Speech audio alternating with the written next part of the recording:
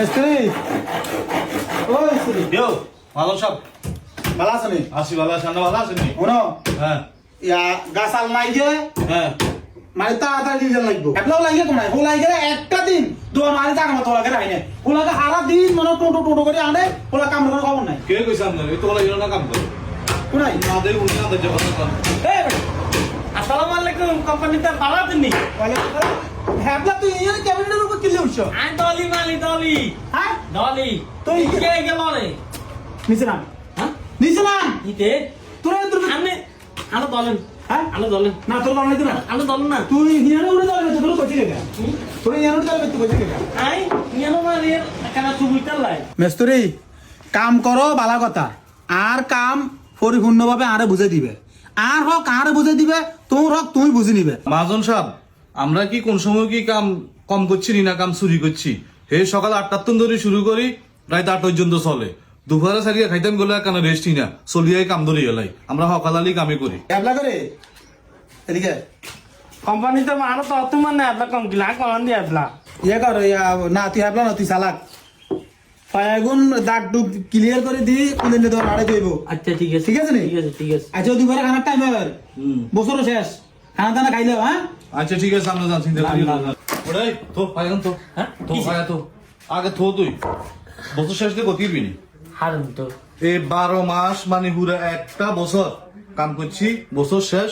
চল মাজনের কাছে যাই মাঙ্গু বেতন বাড়া নিলাই বেতন কিলে ভাই বেতন বাংলার জন্য আর যে বেতন দেয় আলে বেতন তালে আর কোন আর বেতন লাগতো না বেটা আগল আছি তোর সারে হাত তো সারে না বেটা হেবলা তোর হেবলা হচ্ছে এমনি কয় বেটা মাদুন তো আবে কিলে বেতন ভাই দোয়ান কি মাদুন তো আবে বদা করে দোয়ান কি মাদন তুমি বদ্দা পিত্তি নি বেটা দোয়ান বড্ডা করো না নি বেটা ব্যবসা কি কম হয়নি কাম কাম করি নি আমরা বছর শেষ বেতন বাড়া লাগতো না দোয়ান বদা করলি না মাদুন তো আবে বেতন বাড়াইবো নাহলে কিলে বেতন বাড়াইবো অত লাগতো না না আর বাড়া লাগতো না কেন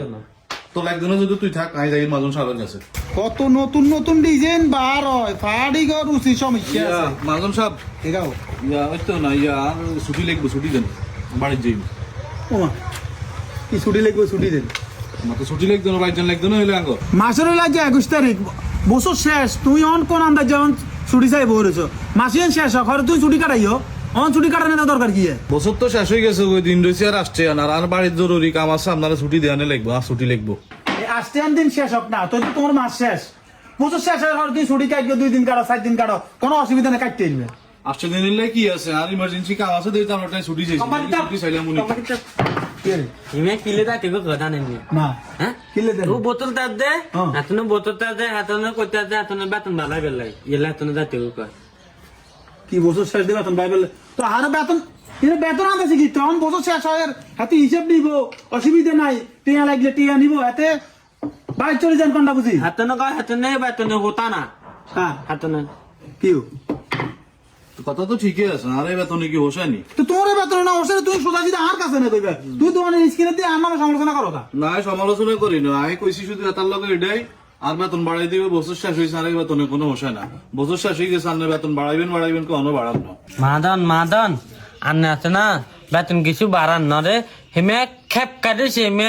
দাইব গই আর দাইলে গই তো দোয়ানিন বই যাব গই এত যদি অন বেতন না বাড়াই এত দিয়ে স্যার দোন তো চলে যাবে ঘর আর দোন বই যাবে বেতন বাড়ানোর কথা কই হলো এত আটকাইতে হইব কিলে বছর শেষ আমার বছর শেষে মিস্ত্রি অনকাল টকাটুকি করবো ইয়া মিস্ত্রি হ্যাঁ কি মাগুন সাহেব ইয়া করো ওই তোমার বেতন বাড়াইম তুমি যা কও তা বাড়াইম অসুবিধা নাই তুমি কাম করো জামা কাপড় তো কথা বুঝছো নি তাহলে ছুটি মাস শেষে দিবেন হ্যাঁ, মাস শেষে বাড়াইবেন ছুটিও মাস শেষে হ্যাঁ হ্যাঁ আচ্ছা ঠিক আছে এক বেশি দিয়ে বাড়ান না অসুবিধা নাই অসুবিধা নাই তুই আয় যা তো লাগতো না কইছ যা যন্ত্রণা যা আসসালামু আলাইকুম আচ্ছা ওয়ালাইকুম সালাম